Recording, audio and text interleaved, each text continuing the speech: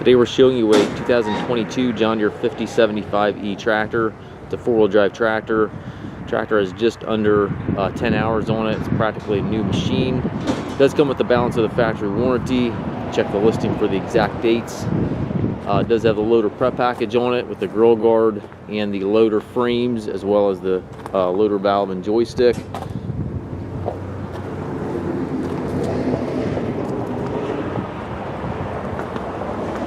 Got the extendable 3-point arms back here. Drawbar and top link are both with the machine. Rear hydraulic outlet back here also has the stabilizer bars on both 3-point arms. You'll see the pips and the tires here. Again, the tractor has right around, I think it's 5 or 10 hours on it, so practically a new machine. It does have the 12-speed power reverser transmission, which is the preferred transmission in these tractors.